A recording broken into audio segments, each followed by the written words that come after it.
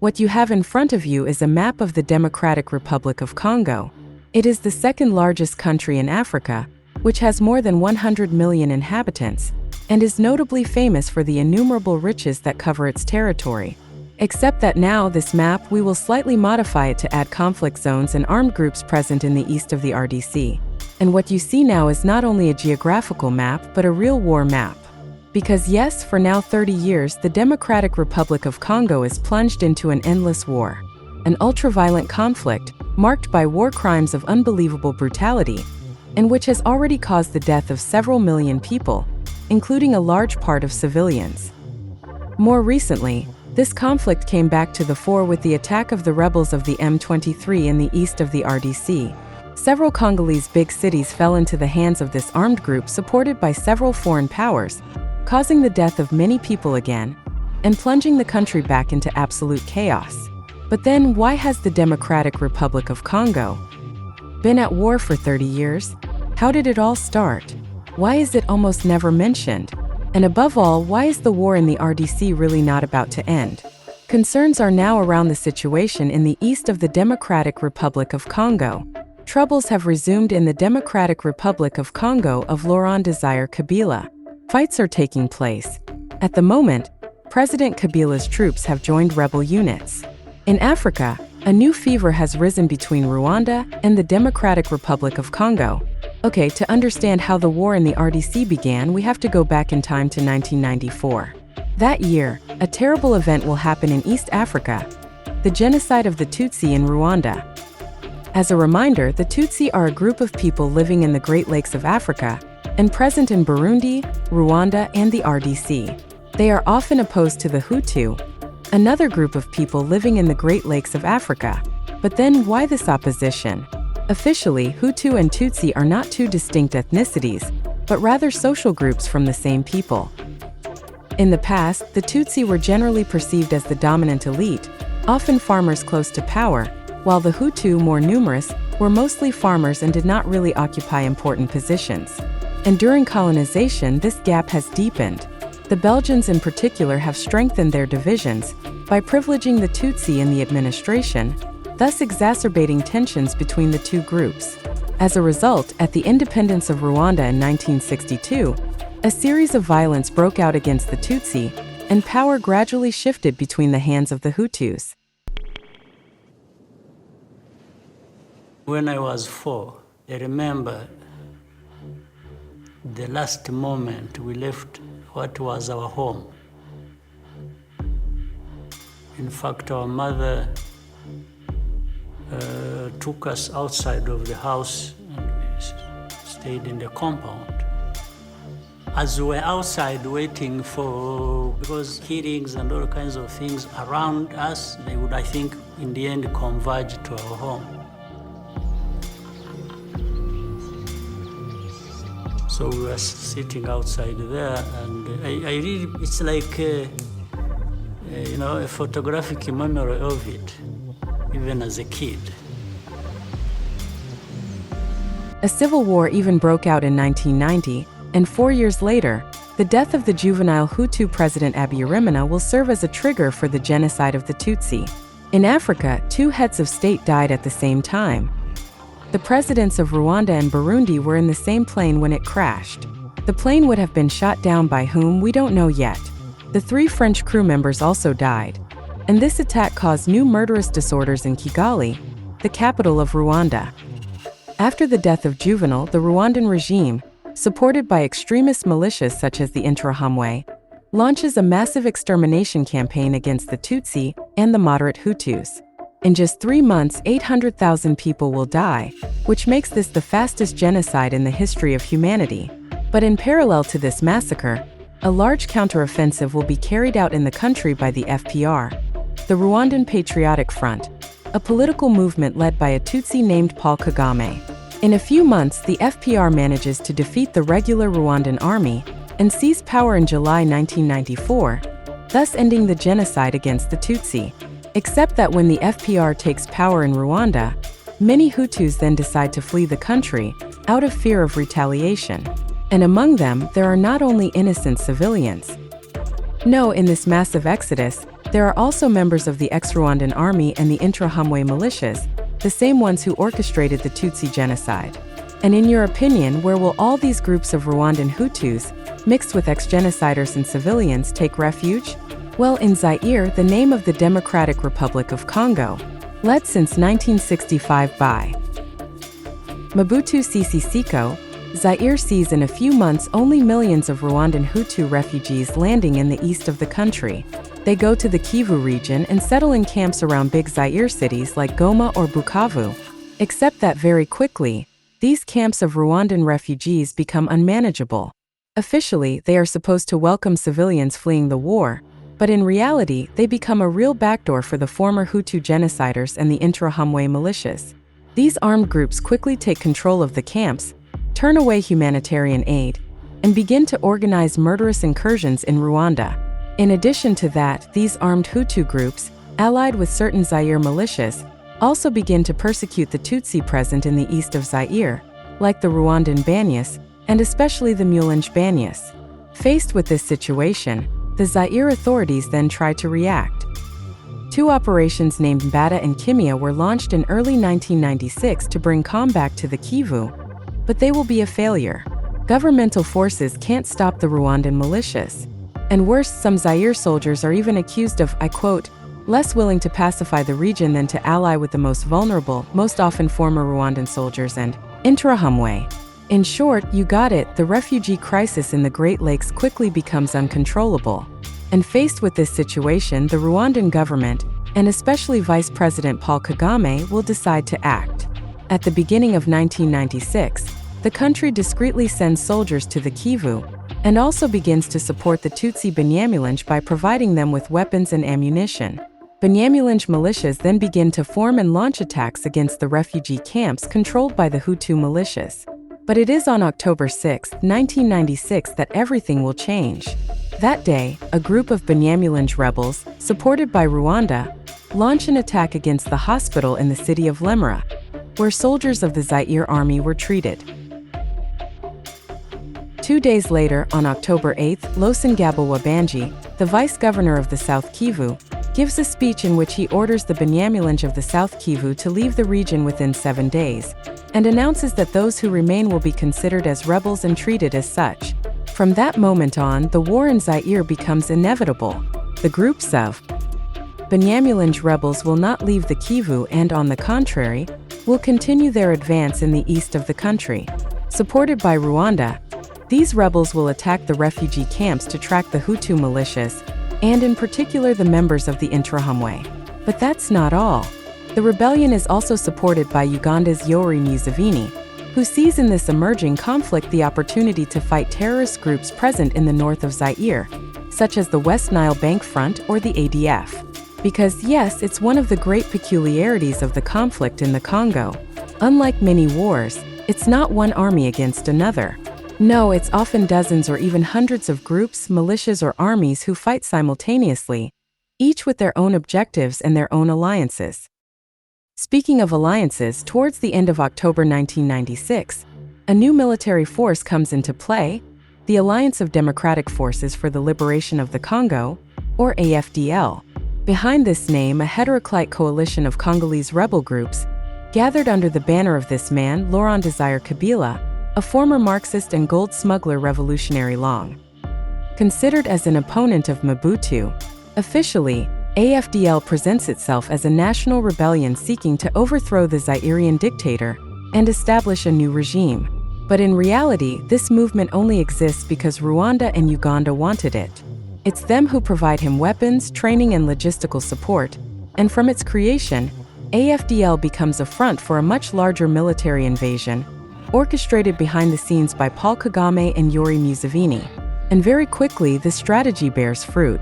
At the end of October 1996, AFDL forces and their allies Rwandans launch an offensive through Kivu. Hutu refugee camps are attacked one after the other, and in a few weeks, almost all of them are dismantled. But what was originally a security operation of Kivu will very quickly turn into a total war. Understanding that Mobutu's regime is at the brink, the rebels decide quickly to launch a gigantic offensive to seize the rest of Zaire. Bunia and Butembo fall in a few weeks, and the rebellion wins little by little the whole country. The Zaire army, uncoordinated and prey to many internal divisions, is powerless, and it is quickly put on the road. Mobutu, released by his closest allies, including France, can't react and tries to riposte by engaging European mercenaries like the White Legion, but that's not enough. Early 1997, AFDL and its allies receive military support from Angola, and in March the rebellion launches a large offensive on Kisangani, one of the most important cities in the country.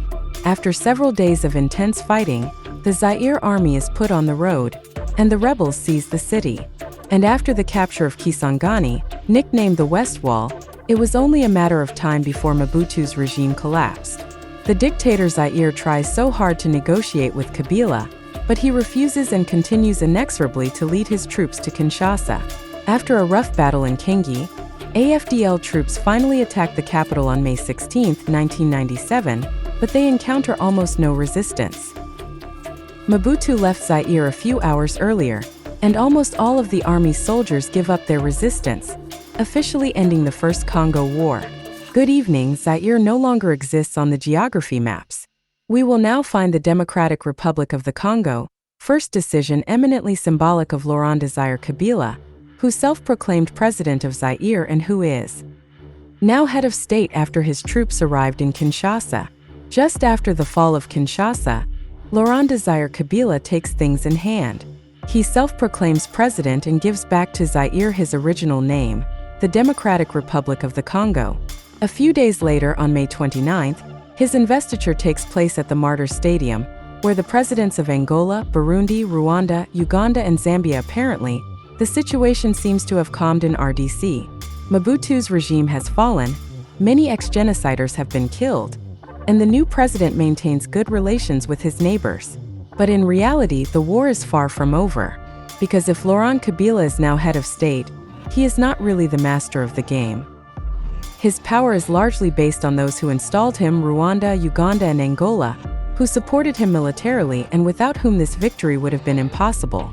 By the way, when Kabila comes to power, he appoints important Rwandan personalities such as General James Kabarebe, who becomes the head of state of the new Congolese army. To top it all off, in July 1997, Rwandan Vice President Paul Kagame gives an interview in which he explains that Rwanda overthrew Mobutu, and that without him, Kabila's rebels would have been unable to reach Kinshasa. And inevitably, all these events will create many tensions within the Congolese power, and the influence of foreign powers such as Rwanda will be more and more described. In parallel to these tensions, the international community, which had shown rather enthusiasm during Kabila's, will quickly change its side. The UN accuses the Congolese president of crimes against humanity, pointing fingers at the massacres committed by the AFDL during the conquest of Zaire. And these accusations will have a significant effect on the relations between Kabila and his Rwandan and Ugandan allies. After all, Kabila's troops have been far from the only ones to commit atrocities, and the new Congolese president refuses to bear the entire responsibility of the crimes committed between September 1996 and May 1997. Little by little, Kabila takes this distance with Kigali and Kampala. He evicts Rwandan officers from important positions, replaces some ministers suspected of being too close to Kagame, and above all, he begins to strengthen his own network of support within his country. But all this is not just a political quarrel, because in parallel to this, the security situation in RDC does not improve. Tensions between the different communities explode, especially in the east of the country, where the violence continues between the Hutu Rwandans and the Tutsi Congolese. In July 1998, these tensions reach their peak when Laurent Kabila decides to evict his chief of staff, the Rwandan James Kabarebe. A few days later, on July 27th, the Congolese president even decides to go even further, ordering the Rwandan and Ugandan troops located in RDC to leave the country. Except that, following these statements, the situation will completely degenerate. In the Democratic Republic of Congo, Laurent-Désiré Kabila must face a military rebellion in the east of the country, only 15 months after his arrival in power. In Kinshasa, the curfew has been decreed. On August 2, 1998, fights break out in Kivu. a part of the Congolese population, including Banyamulengese and former supporters of Mobutu, indeed enters an open rebellion against power. A gigantic offensive is then led and the rebels quickly seize several big cities like Goma, Bukavu and Uvira and gather under a new name, the Congolese Democracy Assembly. At the same time, Uganda and Rwanda, which support the RCD, decide to launch Operation Kidona by invading the west of the RDC. The offensive is led by James Kabarebe, the former Congolese chief of staff who knocks down in a few days the cities of Kidona, Goma and especially Matadi, the most important Congolese maritime port. Attacked both east and west, the Democratic Republic of Congo seems to be about to collapse and everyone thinks that the fall of Kabila's regime is imminent. Except that the Congolese president does not intend to remain passive against this offensive. He knows that if he does nothing, he will know the same fate as Mobutu and he decides to ask for help from other African countries. Several of them will respond favorably to this call, like Namibia, Angola and Zimbabwe, and the last two cities will even send troops to the west of the RDC to fight Kabarebe's offensive. After several weeks of intense fighting, marked by many massacres, the Congolese, Zimbabwean and Angolese even managed to stop the advance of the rebellion to the west, forcing Kabarebe and his troops to flee the RDC. But if Kabila and his allies manage to repel the offensive to the west, during this time in the east the situation continues to evolve. The RCD continues its offensive and captures several major cities, like Kisangani, Watsa and Kindu. In addition to that, at the end of September 1998, a new rebel group emerges, the Liberation Movement of Congo, supported by Uganda and which quickly captures a part of the north of the RDC. Except that from the autumn of 1998, the rebellion will see its offensive stop little by little. Well, first because, on the one hand, the Congolese army and its allies are now better organized and manage more or less to stop the rebellion. But above all, on the other hand, because a gigantic game of alliances and counter-alliances will begin to take place in the RDC, which will strongly weaken the rebellion. Kabila, for example, decides to support the Hutu Interahamwe militias present in Kivu, the same one that the Congolese president had fought for a few years before. A part of the members of the Interahamwe also quickly gather under a new name, the Democratic Forces of Liberation of Rwanda, or FDLR, an army group whose objective is to overthrow the Tutsi regime in Rwanda. In addition to the Hutu militias, Kabila also supports the Mai Mai, a fairly general term which includes many militias present in the east of the RDC, and which fight against Rwanda, Uganda, and the RCD. Very important thing to underline, by the way, is that Rwanda, Uganda, and the RCD do not fight together on a common and organized front. No, each group pursues its own objectives and develops its own alliances. Uganda, for example, which seeks to secure its border with the RDC, will, as we have seen above all, support the movement of liberation of the Congo, except that the MLC will go into conflict with the RCD, which will then subdivide itself into several enemy army groups, including the RCDG and the RCDK, which themselves will be prey to many internal divisions. Yes, it gives a headache, and ironically, Rwanda and Uganda will themselves end up going to war, as in July 2000 in Kisangani, where the two countries will face each other directly during a conflict that will be called the Six-Day War.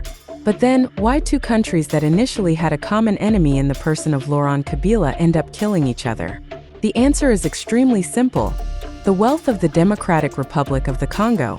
Gold, diamond, copper, coltan, cobalt, the RDC is probably one of the countries in the world that has the most natural resources. Its subsurface is literally full of wealth, and you can imagine that this attracts many people, starting with its territorial neighbors. Rwanda, for example, will largely use the Second Congo War to get rich. The country will focus on the exploitation of diamond and coltan, an extremely abundant used for the manufacture of electronic components. But it's not just Rwanda. Each militia and each army group present in the east of the RDC is trying to take advantage of the situation by plundering the Congolese and reselling natural resources at high prices. And the worst part is that it creates a kind of vicious circle.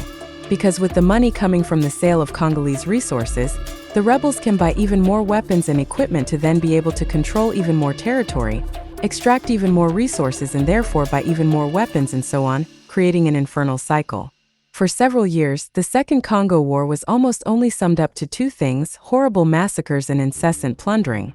But in 2001, this conflict will have a major upheaval because of a rather unexpected event. The international news is this time quite certain Laurent-Désiré Kabila is dead. He succumbed to his injuries last night in Harare, Zimbabwe, where they tried to treat him. On January 16, 2001, President Laurent-Désiré Kabila was shot down in rather troubling officially. It was his bodyguard, Rachidi Kazarika, who would be the only person responsible for this murder. But there are many doubts about this version. Some people think that the real authors of the plot have never been identified and that it could be a group of Kadogos, these children soldiers who helped Kabila to get to power, but still today we have no certainty. But anyway, with the death of the Congolese president, the situation in RDC will evolve. Joseph Kabila, Laurent Kabila's son and only 29 years old, takes over from his father and comes to power with the will to end the war. In February 2001, he meets especially Paul Kagame, now president of Rwanda, Washington, to try to find a peace agreement. Following this, for many months, we will witness a very slow escalation of the RDC fights. Little by little, Rwanda and Uganda will withdraw their troops from the territory, and several ceasefire agreements are also signed with different rebel groups such as the RCD or the MLC. On June 30, 2003, Joseph Kabila forms a government of the National Union in charge of ensuring a democratic transition in the country, thus officially ending the Second Congo War.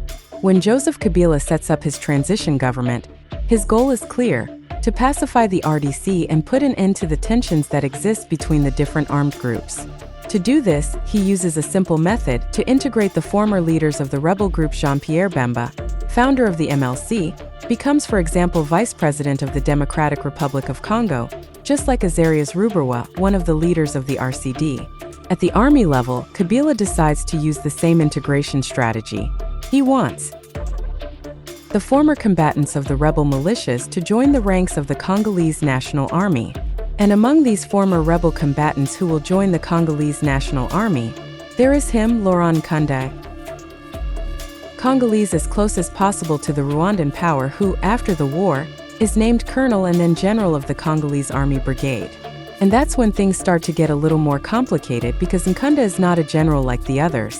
Former officer of the RCDG, he keeps very close ties with Kigali, and above all, he doesn't recognize the authority of Kinshasa.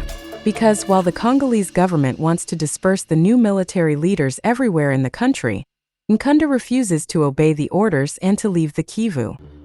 He wants to stay in the east of the RDC with his former soldiers, and will then act more and more like an independent war leader. He also openly criticizes Joseph Kabila, who he accuses of not protecting the Tutsi Congolese, and of supporting the Rwandan militias of the FDLR still present in the east of the RDC. In reality, if Nkunda doesn't want to leave the Kivu, it is mainly because he is afraid of being judged for the war crimes committed by him and his men during the Second Congo War. He knows that if he leaves the Kivu, he will probably be arrested and heavily condemned. Over the months, tensions will rise between Nkunda and Kinshasa, and in the spring of 2004, everything will change. Nkunda and his men officially decide to enter into an open rebellion with the Congolese power by launching an assault against the city of Bukavu. Very quickly, the rebels seize the city, but faced with international pressure, they are forced to withdraw and then flee into the Congolese Maquis. For several years, Nkunda and his men will therefore stay in the Kivu and fight as well against Hutu militias like the FDLR as the Congolese army. In 2006, the rebels gather under a new name, the National Congress for the Defense of the People, with the main goal of defending the Tutsi community against the Hutu militias. After the presidential election of 2006, which saw Joseph Kabila be confirmed as president, Nkunda's CNDP then launches a series of attacks in the Kivu. Supported discreetly by Rwanda, the rebels seize the city of Sake before nevertheless being repelled by the UN's Blue Helmets.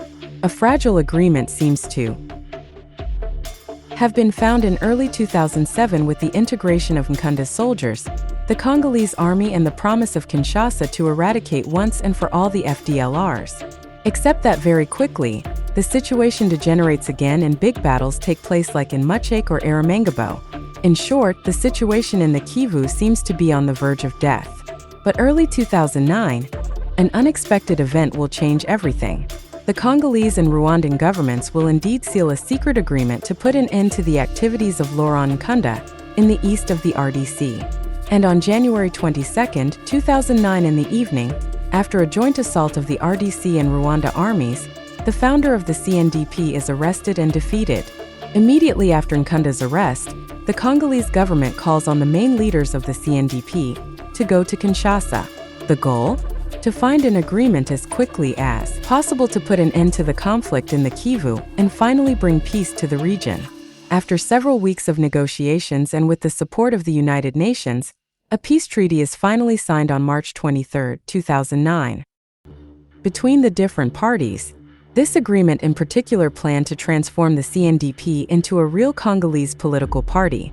In exchange for this, Kinshasa committed to free members of the ex-rebellion and to promulgate an amnesty law for the former rebels. In addition to that, in August 2009, a meeting took place between Joseph Kabila and Paul Kagame in Goma, during which the two heads of state committed to bury the age of war and to resume diplomatic relations between the two countries. A year later, in September 2010, Kabila is even present at Kagame's investiture, signing that the tensions between Rwanda and the RDC now seem to belong to the past. Except that in reality, the situation will soon degenerate again.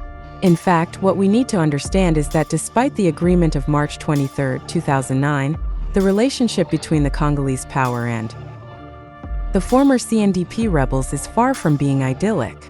Indeed, from the point of view of the former Nkunda fighters, Kinshasa does not respect his agreement by preventing the CNDP from becoming a real political party.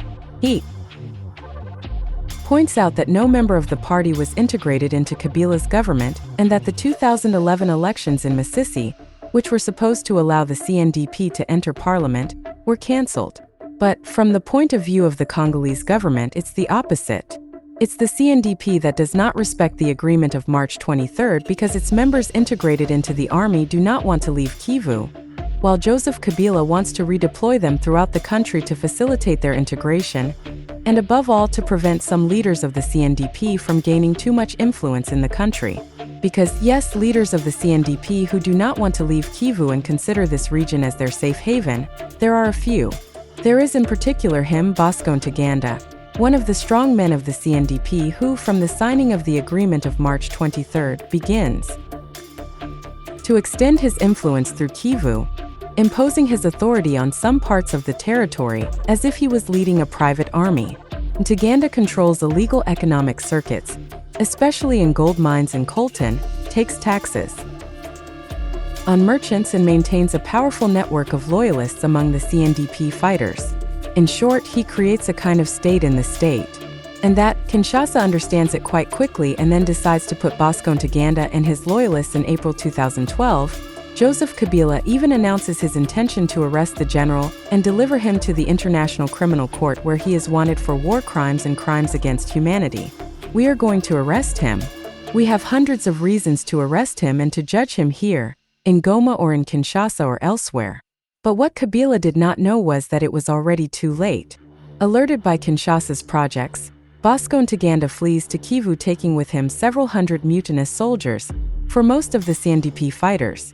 Very quickly, Ntaganda is joined in his rebellion by Sultani Makenga, another great leader of the CNDP with whom he decides to create a new political military group, the March 23 Movement or M23. On May 6, 2012, the M23 is created.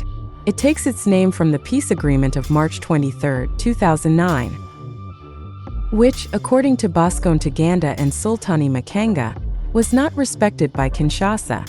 And very quickly, the first fights take place in the east of the RDC between the Congolese army and the M23. The rebel group quickly takes control of a part of Kivu, and in November 2012, after several months of bloody fighting, they even seized the city of Goma. At the same time, several reports reveal that the rebels are directly supported by Rwanda and Uganda. We have, for example, this report of a UN expert group in which it says this. Throughout its current mandate, the group has concluded several times that the Rwandan government, with the support of its allies within the Ugandan government, has created, equipped, trained, advised, reinforced and directly commanded the rebellion of the M23. Moreover, when we look a little closer at these reports, we discover that one of the people within the Rwandan government who is in charge of discreetly commanding the M23 is none other than James Kabarebe. Yes, we are talking about the former chief of staff of the Congolese army who had led the assault to the west of the RDC during the Second Congo War. Following the publication of all these reports, the pressure will begin to become stronger and stronger on Rwanda and Uganda, and the two countries will be forced to reduce their support to the M23. For this reason, in December 2012, the rebel group is forced to leave Goma, and at the same time, within the M23, an internal war breaks out between the two great leaders, Bosco Ntaganda and Sultani Makenga. Not agreeing on the objectives that the M23, the two war leaders will indeed quickly enter into an open conflict and split their rebellion into two camps, the pro-Ntaganda and the pro-Makenga. In February 2013, clashes took place in the same place between the two groups, and it is the one of Sultani Makenga, much more numerous, who will emerge victorious.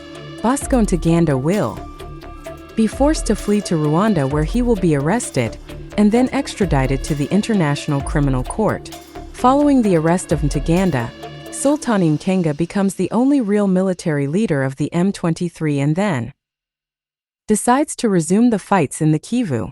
But he will quickly face a major obstacle: the United Nations, yes, again them, which, via Resolution 2098, indeed decides on March 28, 2013 to deploy an intervention brigade in the Kivu charged with neutralizing the armed groups. In short, put out of order the M23 but also all the rebel groups present in the east, such as the FDLR, the Mai militias, the ADF, etc., etc. After several months of skirmish, this UN brigade, alongside the Congolese army, decides to launch a gigantic assault against the M23 in October 2016. In just a few days, the rebel group is defeated and announces to drop the weapons on November 5, 2013, marking the official end of the March 23rd movement. Finally, not really. In fact, things are a little more complicated. Many rebel fighters managed to escape to Rwanda and Uganda, including the commander Sultani Makenga, who, as early as 2017, begins to lead several incursions in the east of the RDC and to establish a base on Mount Sabanillo. But it is really 4 years later, on November 7, 2021, that the resurrection of the March 23rd movement will become official. That day, the group is indeed re-elected by launching an attack against the Congolese army in Kivu, not far from Goma. A few months later, in March 2022, Sultani Makenga and his troops launch a large offensive in the east of the RDC, capturing several villages such as Chansu, Kaziza, Tianjero, and Runyoni. But then why did the M23 suddenly reappear? And why now? Well, what you need to understand is that since 2019, the RDC has a new president, Felix Tshisekedi, who from 2021 began to strongly bring his country closer to Uganda, still led by Yoweri Museveni. The Congolese president especially entrusted to his neighbor the rehabilitation of certain trade routes, including the Goma-Bunagana axis. But especially in November 2021, Felix Tshisekedi accepted that Museveni deployed his army in the northeast of the RDC to fight the terrorists of the ADF in the context of an operation called Chuja. And this growing influence of Uganda in the east of the RDC was particularly misjudged by Rwanda, which considers this part of the territory as being part of its sphere of influence. And according to many experts, this is why the M23 reappeared. Supported by Kigali, the rebel group would have been in charge of launching several offensives in the Kivu in order to destabilize this part of the territory and allow Rwanda to maintain its influence there, and above all to continue to pillage this territory. Over the following months, the March 23rd movement will continue its advance in the Kivu, committing many massacres and taking over several cities like Bunagana, where it establishes its headquarters. In December 2023, the M23 decides to join the Congo River Alliance, a coalition of several armed groups led by a Congolese politician named Corneille Nangaa, who explains that the main objective of the AFC is the complete rebuilding of the Congolese state, and that if for this it is necessary to overthrow the power in place, it will not hesitate. And so, throughout the year 2024, the coalition Congo River Alliance M23 will continue its advance in the Kivu. The rebellion is therefore mainly supported by Rwanda and more particularly James Kabarebe, who, as I said before, will play the role of coordinator of military operations. Despite an agreement to put out the fire in August, the fighting was not interrupted, and day after day, the rebellion will conquer more and more territories. In December 2024, a summit for peace is yet planned in Rwanda, but following the refusal of the Congolese power to negotiate with the M23, the Rwandan President Paul Kagame refuses to go there. And following that, clashes between the different armed groups will seriously intensify. Early 2025, the AFCM-23 coalition will also launch a gigantic offensive in the Kivu and seize several major cities like Masisi, Goma, and more recently, Bukavu.